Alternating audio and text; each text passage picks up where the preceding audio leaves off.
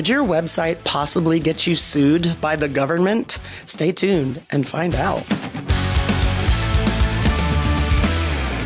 Hey kids, and welcome to Designed by Wingnut Social. I am your host, Schmutzy Darla Jethro Powell, and I am the Grand High Poobah of Wingnut Social, a digital marketing agency for home pros, interior designers, architects, and home furnishings manufacturers. As you can hear, I have a little bit of a frog in my throat. I feel 99.9%, but I had a cold the last couple of weeks, and I am still kind of schmutzy, so please bear with me as I recover in this trying time. Guys, today we're talking about kind of a dry subject. We're talking about your website and your privacy policy. And you know, those things that pop up that say cookies, accept kind of cookies, terms and conditions. And it seems kind of dry, but I'm telling you right now, this episode can save you hundreds of thousands of dollars. And I'm not trying to scaremonger or fearmonger, I guess I should say, but, the actual truth is that there is a lot of legal mumbo jumbo that you need to put on your website that the government is on patrol. They're setting up agents to take a look and make sure everybody's complying with. And how do we know? Well, you're going to find out. You're going to find out because today's guest, Hans Skillrud, terrific name, of Termageddon, another terrific name, is going to tell us what we need to do as interior designers and make sure that we have on our website. And he said a couple things that were some aha moments, and you're going to listen and find out and have some of your own aha moments as you're driving along, jogging, or just sitting and listening to this podcast. Don't forget to check out our YouTube channel, Designed by Wingnut Social, so you can see us have this conversation. The cool graphics my producer Nicole Lyons puts up there, and Hans Skillrud's terrific background. We were in sync today with our dynamic backgrounds. All right, guys, before I get into my conversation with the amazing Hans Skillrud, of course, I have to tell you a little bit about him.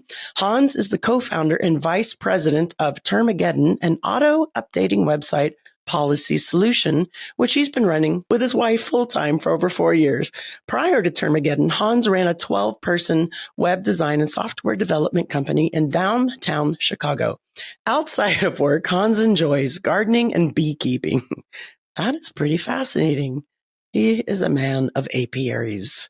All right, guys, help me in welcoming Hans Skillrud to the show. Hey there, Hans Skillrud. Welcome to the show. How the hell are you? I'm doing well, Darla. Nice to connect with you.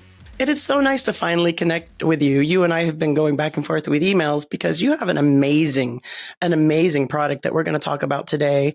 And it's Termageddon. And first of all, the branding and the marketing and that name is perfection. Who thought of that? Was that you?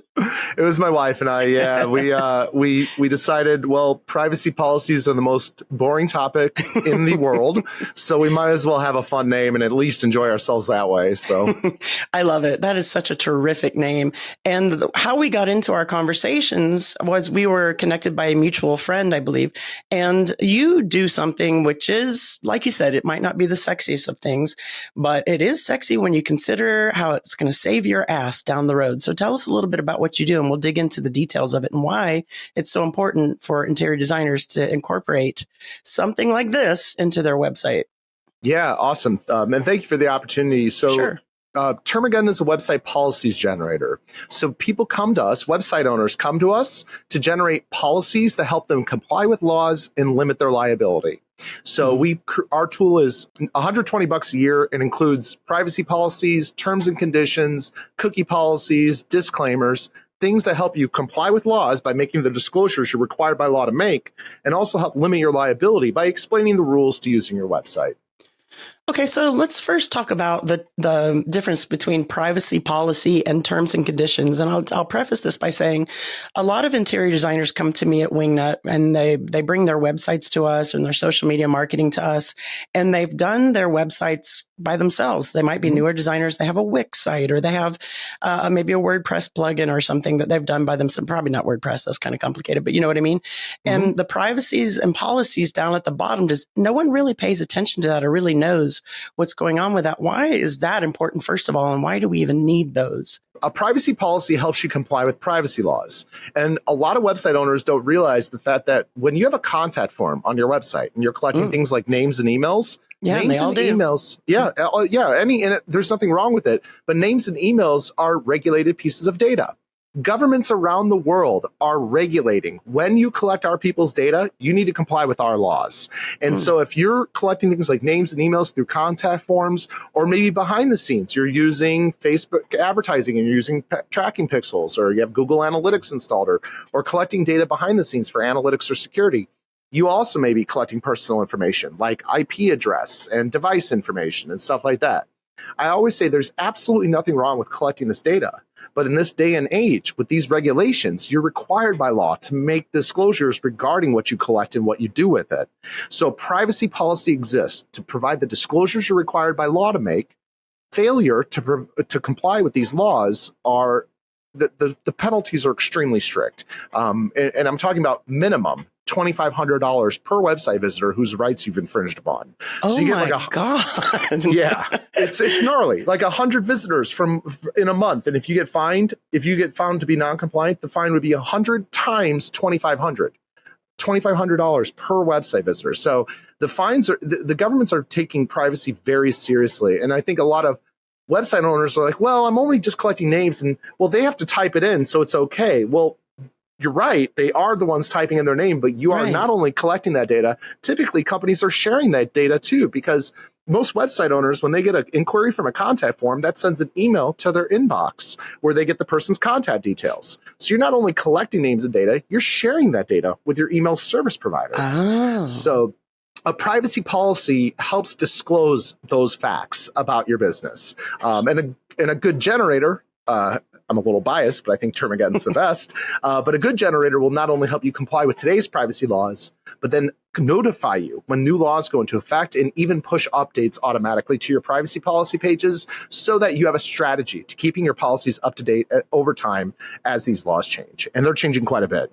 Holy cow. Okay, so before we get into the difference between that and the terms and conditions, who's going scouring the internet and policing these privacy policy what's the word I'm looking for that you have it? There you go, English. Mm-hmm. Yeah. So the people policing are the data protection authorities, and every single government has their own group. Like everyone has their own group. Right now, California is developing an entire department to issuing fines for privacy noncompliance, for example. But like in the EU under GDPR, they have data protection authorities, and basically any consumer visiting your website can file a complaint. And then the data protection authorities assess it and then issue a fine. I think a lot of people hear about GDPR and they're like, oh, well, only big companies get fined for that. Well, the news covers when companies get fined billions of dollars, but what they don't cover is one person website owners getting fined 60,000 euros for changing the email address of one of their subscribers without their consent. That is happening all the time. And so, really, when it comes to a privacy policy, it's just about making the disclosures you're required to make. Nothing more, nothing less, and then having a strategy to keep it up to date over time. Well, I think what most people think of GDPR, they're like, oh, that's over in Europe. That's not even really, a thing here. So thanks for clarifying that. So what is the difference between having that privacy policy, which is hell of important here, clearly, and terms and conditions? They're not the same thing? Yeah, no, they are definitely not. So Termageddon comes from terms and conditions because we couldn't find a clever implementation of the word privacy. We tried Terminator, but Terminator.com was already taken. So prima donna. Oh, okay. All right. This is recorded. It was your idea. I'll have to pay you royalties on that. But yeah, and just one quick clarification before I go into defining a terms of service. Oh, my inner wife is coming out here. My wife is the privacy attorney. She's the brains. Please note everything I share today is for informational purposes only. It should not be considered legal advice. And real quick, before we jump into terms, I'll note with GDPR, that kind of really brought the attention of the fact that governments are starting to regulate this stuff. In the EU, we have one privacy law that protects all EU residents. In America, of course, we had to make things more difficult. We don't have a federal law. We have individual states proposing their own unique laws with their own unique disclosures. And what's important to understand is, as a website owner, it doesn't matter where you're located. What matters is whose data are you collecting, because it's their privacy rights. So you may be located in Chicago, but if you're collecting data from people in the EU who have a home in Chicago, for example, you may need to comply with GDPR, even though you're located elsewhere. So it's a very big issue for website owners. Like, And I always say, I love the fact that people are getting a right to their privacy. What I think is a joke is that we as small business owners have to have a strategy to keep up to date with ever-changing international privacy laws just because we want an online presence. So, but when it's all comes down to it, a privacy policy helps you comply with privacy laws by making specific disclosures you're required to make. A terms of service, however, otherwise known as terms and condition, terms, those are all interchangeable words. Those terms will help explain the rules to using your website. It's really intended to help you limit your liability as a website owner. And I love a terms of service for so many reasons, because it's just a laundry list of saying, hey, you're not allowed to do this, or hey, here's the rules to using my website. So a very good example of a terms is like, hey, we offer links to third-party websites. We're not responsible when you click on one of those links. So if you click on that link and that site gets hacked and you get hacked, you can't come back and sue us. A terms of service is just a bunch of disclosures like that, which are intended just to help you limit your liability. And then I'll add a little footnote, which is that if you have an e-commerce website, which I'm assuming is probably not the case for most of the audience, but I wanted to at least note it, if there's an e-commerce component to your website, consumer protection laws can start applying to you too. Oh. So then that does require very specific disclosures. So yeah, that's what a terms can do. Well, let's get into the consumer protection just a little bit here, because a lot of our audience does have shoppable websites. Yeah, for sure. Good. Interior design, home products and goods, or they have a brick and mortar and also an e-commerce business. So is that something that Termageddon links in as well? Is that another button to click, or is that kind of lumped in with the terms and conditions, or how does that work? Okay. Yeah, absolutely. So we, just like how we cover privacy laws, we cover consumer protection laws for our terms. So as you go through the questionnaire, we'll ask you questions about refunds, cancellations, shipping, subscriptions too, if that's a factor with what's going on. Also, a DMCA notice is something that can be included within a terms. DMCA stands for Digital Millennium Copyright Act. And it more or less says, hey, if you see any content or imagery on our website that's copywritten and we're not properly displaying it, rather than suing us, just let us know and we'll remove it from the website. And it goes vice versa. So if it's like, hey, if you see someone infringing on our intellectual property, here's how to contact us to let us know, which can help business owners in terms of like people trying to scam off what they have to offer for sale, for example. Does that include, like, if you have a online course, for example, and someone's taking that intellectual property? Yes. Yeah, that's an absolutely excellent example. Yeah, terms of service, there's actually probably like 3 different areas where terms is impacted by an online course type program. Yes. All right. That's super interesting. Okay. So let's go back to Susan McNuggets. She's starting her business and she's an interior designer, and she is pulling up a Wix website and she's doing it herself. She just has a simple landing page, maybe a services page. To what end is Termageddon filling in gaps that Wix or any other like Squarespace or WordPress? I'm imagining they have some kind of basic something there, right? That's going to fill in like a one size fits all, right? So are you saying that privacy policy or those terms and conditions, if they have them on there at all, are even if it's blanketed, are not good enough, right? Correct. Yes, okay. But before I jump into it, I will note Susan McNuggets has the best name ever. And with someone with the last name of McNuggets, they have to sign up with a company called Termageddon. I mean, McNuggets and Termageddon are match made in heaven. Susan McNuggets is the official interior designer for Wingnut Social. Yeah. I love it. I love it. Ron Swanson from Parks and Rec is our demo account with all our videos. So I love the fact that, these web building platforms are providing out of box policies. I think it's great that they're raising awareness of the importance and legal requirements of these.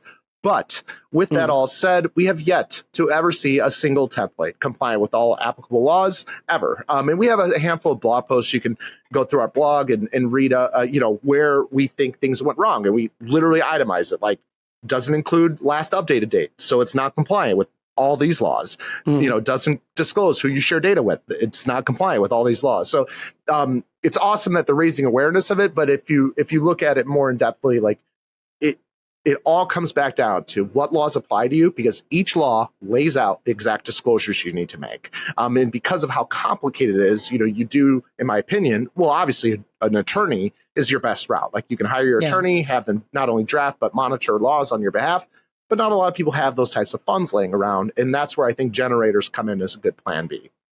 Okay, I love it. And for $120 a year, I mean, my gosh, it seems like a pretty good insurance policy, right? Okay, so Hans, We talked a little bit about in the green room and in the application here about cookie pop-ups. Mhm. How do they apply to what we're talking about here? Because I have absolutely no clue.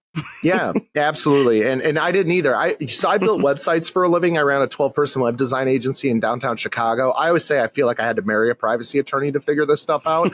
And that's the sacrifice I made to the industry. So I'm here to shed as much light as I can. So thank you for your service. Yeah, you're welcome. You're welcome. So cookie pop-ups or cookie consent mechanisms. They are a method to getting consent from users prior to you letting third-party scripts load up on their browsers and put non-essential cookies on their browsers. So that's a lot of jumbled words to say, like, when you're using tools that will not only collect personal data about an individual, but then share that data with third parties, it's important to get consent first because privacy laws protect it. So GDPR is where cookie consents really came out, and that was really what brought people's attention because Europeans are opted out by default. They have to actually click accept and consent prior to letting the scripts run, like Google Analytics script, Google Tag Manager, even a YouTube video embed uses tracking technology. So you have to get consent for that prior to letting YouTube videos load. So GDPR is really what caused cookie consents to become a big thing. And then there's also other privacy laws that require consent mechanisms. And I'm putting an asterisk there. California, that's the that's the second thing everyone always brings up. What about California's law? Well, CPRA, although there's a banner that you can use to help comply with that law, that is only if you sell the information you collect. So you only need a banner to opt out of the sale of information, because in Europe, they're opted out by default. In America, it's like, well, you're opted in by default, but you can click a button to opt out of your information being sold to third-party companies. So when it comes to cookie policies and cookie consents, it goes back down to what I originally shared, which is you have to find the laws that apply to you. Only then can you determine if you need a cookie consent, because not all privacy laws require one. And even if they do require one, you may not be selling data, so you may not even be required to adhere to that one particular component of that privacy law. So, a good generator will walk you through the questions to help you figure out the laws that apply to you, and then we'll adapt and ask you the questions necessary to make those respective disclosures, and we'll also help determine for you if you do need a cookie policy or consent tool. I see. So selling data isn't covered under that umbrella we were talking about earlier, where if they fill out a form and then it's shared with the email server, that doesn't mean you need the cookie consent? Correct. That is sharing. That's a good example of sharing data. Sharing and selling, I think a lot of consumers misunderstand those two and think they're the same. They're very different. Sharing, extremely popular. We share data with MailChimp or Constant Contact to send email marketing. So there's nothing uncommon with that. But it's when you, and we probably have like 2 customers out of our 50,000 customers that do this, but there are people that collect data and then sell it to brokers, and they have to have a whole additional set of disclosures. In fact, I should charge like a higher price point for those customers, because if you're selling data, like, I'm going to make you pay for it. So anyways, that's something internal I'll think about. But yeah, you have a whole separate set of disclosures you have to make on top. But with the interior designers that have an online store, would they be more than likely to need that then? Online stores tend to implement things like reCAPTCHA for security, maybe integrate like PayPal links, PayPal checkout buttons. And those are examples where third-party scripts are being utilized. So I would imagine that e-commerce websites do tend to need them, because e-commerce websites tend to be open up for anyone from anywhere to be able to buy. Therefore, laws like GDPR could apply, where if you're offering goods or services to residents of the EU, that law applies. Or if you're just tracking them the moment they visit your website, you have to comply with that law, regardless of where you're located. Canada's privacy law, PIPEDA, applies to you the moment you collect a single piece of personal information from a Canadian. Meaning, if one Canadian visits your website and you're collecting their IP and you've identified that person, congrats, that extensive privacy law applies to you. So everyone talks about GDPR. Congratulations. Yeah, congrats. Here's 30 more disclosures you need to make. I hope that customer was worth it. Yeah. But yeah, I feel like I'm the hipster of privacy laws because GDPR is tough, but I think PIPEDA is tougher. It's a tough law, Canada's privacy law. So, and we're friends with the person who wrote that law. But anyways, I'll digress. Yeah, yeah, right. We serve Canada and the US. So yeah, we get a lot of Canadian visitors, but our privacy law is updated regularly. However, I'm going to look into Termageddon to make sure it is as thorough as what we're discussing here. So what do you say to Susan McNuggets? She's listening to this and she's like, oh, that's all terrific information, but I know that Bob Billigon, interior designer over here in Chicago, has a terrific booming interior design business, and his website, all of his ducks are in a row, and his privacy policy is the shiznit. I'm just going to copy his and apply it to my business because he does exactly what I do. Smart move or no? So obviously I'm going to say no, but I will preface it by saying I used to copy and paste privacy policies all the time. Like I then started dating a privacy attorney. She's like, you realize how bad of an idea that is, right? And I'm like, yeah, I probably do. Like, so, I think people got by with copy and pasting privacy policies probably like 5-6 years ago. Like that was kind of the norm. That's just what everyone did. Times are changing. Privacy is becoming a bigger and bigger deal. Since we booked our call, Darla, 6 privacy laws have passed. Wow. Requiring new disclosures starting January 1st of next year at the time of this recording. Even if you were able to somehow copy and paste a privacy policy that complies with today's exact disclosures and you're exactly providing what you're specifically supposed to provide, which I think is impossible, and I can get into that if you want me to, but even if you were able to achieve that, it still doesn't answer the question of how do you keep that policy up to date over time when the laws change. And a good example of why that's important is, well, respecting people's privacy probably is number one, but speaking as a business owner myself and wanting to avoid lawsuits, New York, for example, New York is one of several states right now where if one of their 2 bills passes, either one of them, it will allow New Yorkers to sue any website owner located anywhere for collecting as little as an email address without proper New York privacy law disclosures. So, and accessibility lawsuits are where we saw that originated out of New York. So we're already seeing, like, I always think about accessibility and privacy and how they're all about the regulation of our industry. And accessibility is just a few years ahead. I think is going to absolutely happen with privacy as well. Okay, Susan McNuggets has heard what you had to say, and she thinks she's really smart. Sometimes she is, but sometimes she isn't. She's saying she's just going to go over to ChatGPT and say, create me a privacy policy for an interior design business that engages in these things. All right, has she outsmarted us? McNuggets, I mean, honestly, I wish the best for McNuggets. I really do. I hope McNuggets does well. But I don't think that would be a good strategy for 2 reasons. Number one, it's always the fact that where's the strategy to update your policies when new laws go into effect? So are you going to go to ChatGPT and ask it every day? Like, hey, did a new law pass and what do I need to disclose? But also, we actually wrote a blog article on this. If you search our blog for ChatGPT, you'll see a study we did. And when I say study we did, I mean study my wife did, because she's the smart one. So she ran a test, said, write me a privacy policy. Wrote it up. ChatGPT whipped it out. I think it warned it, saying, hey, I shouldn't be doing this, but here it is. And she itemized how it's not compliant with any privacy law. And then she wrote, write me a GDPR privacy policy. And it was closer, but still lacked several disclosures one was required to make. And then she wrote, write me a GDPR policy with all of these disclosures. And she line itemed every single disclosure required under GDPR. And Denise, like, I'll admit, they actually nailed it. They did really good. But as a user, we had to know the law that applied to us and know all the disclosures we're specifically required to make, and then it produced the right, like a good policy. Yeah. That paired with the fact that GDPR is just one privacy law. The UK Data Protection Act, right next door at the UK, is technically a whole separate privacy law. So you still, it comes back down to you have to find the laws that apply to you. And just to put this in perspective, Termageddon has over 400 questions we ask a customer, depending on what laws apply to them. So based on how they answer certain questions, we filter out other questions, bring in new ones. So there's just so much variation where really where ChatGPT would need to get to is like you ask it for a privacy policy, and then it had to be a generator. It had to respond saying, okay, well, first I have some questions for you. And then they would have to read off the exact questions we provide in our questionnaire. I don't see how else it could be done. Yeah, it's only as good as you are smart, and the internet is smart on this thing. And to put that in perspective, it's a lot less expensive at $120 a year than to go to law school. So Yeah.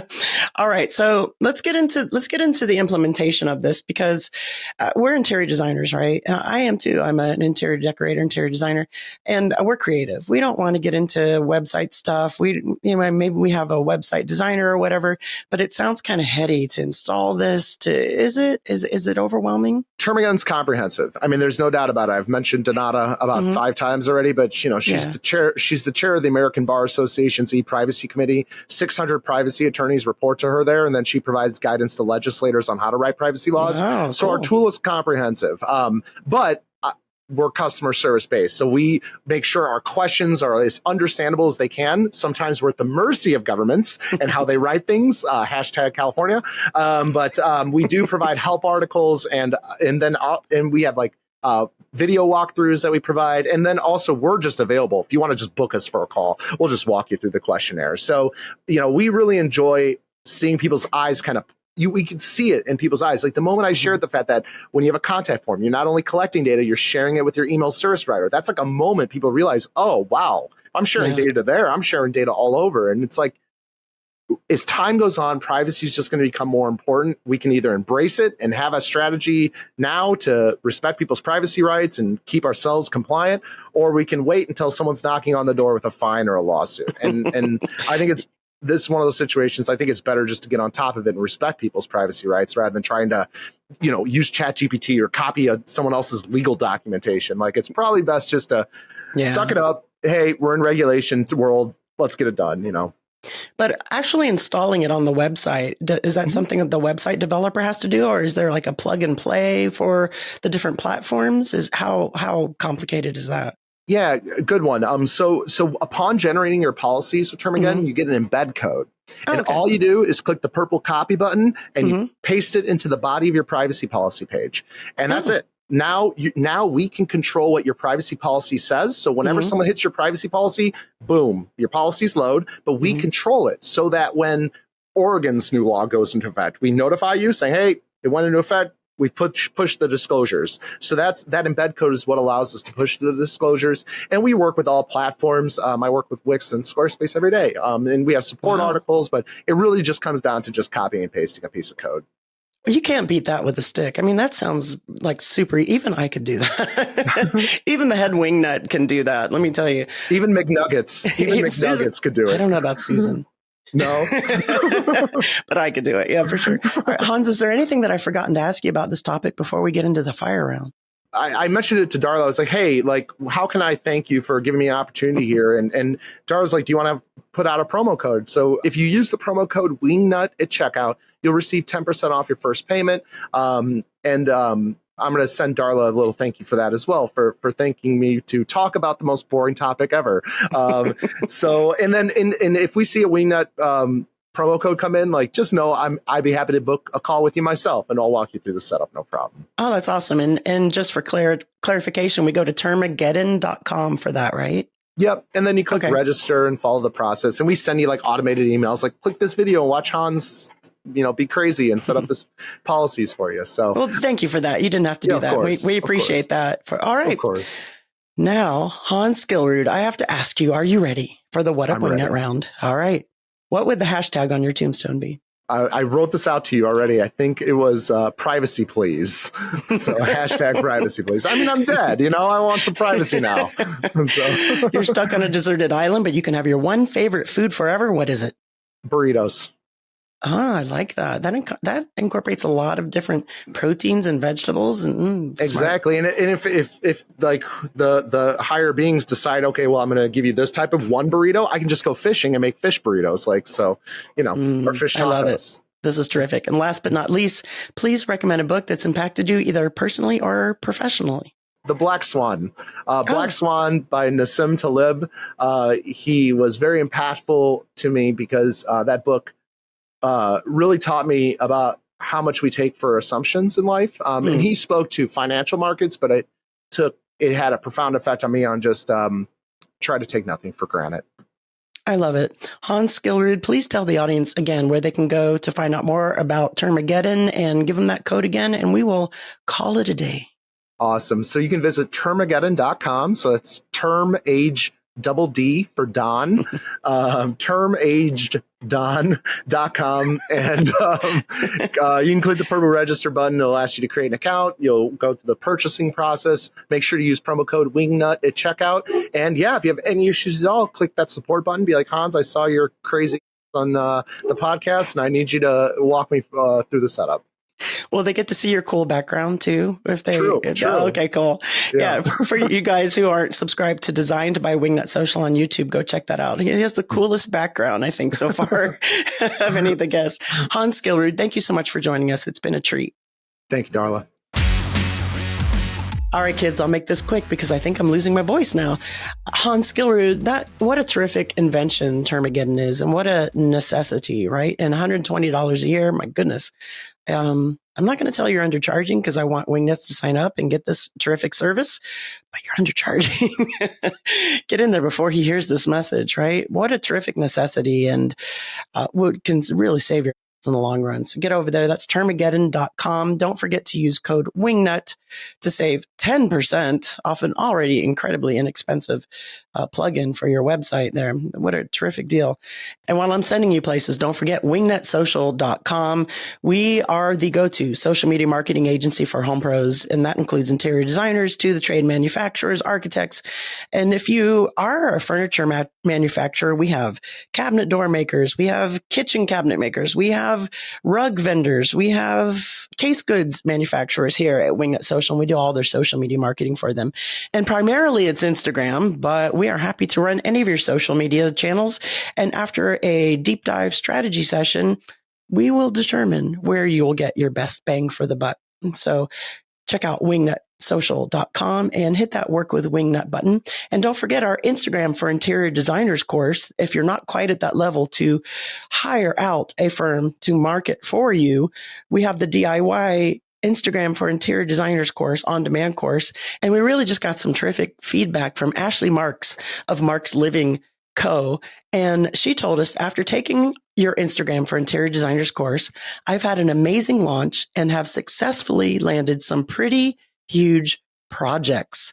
I truly thank you in the course and feel as though utilizing these tools have led to such great success in such a little amount of time. So thank you again. When she sent us that DM, my heart just soared, because this is my why, folks. This is why I do this, to help you guys have a successful interior design business and get your business out in front of people on social media, on the digital channels. And this course is primarily getting you out in front of Instagram. That's wingnutsocial.com. Hit up Wingnut Academy and check that course out. Thank you again for listening. Don't forget Designed by Wingnut Social on YouTube. And remember, until next time, to get out there, get uncomfortable, do a podcast with frogs in your throat, and be great.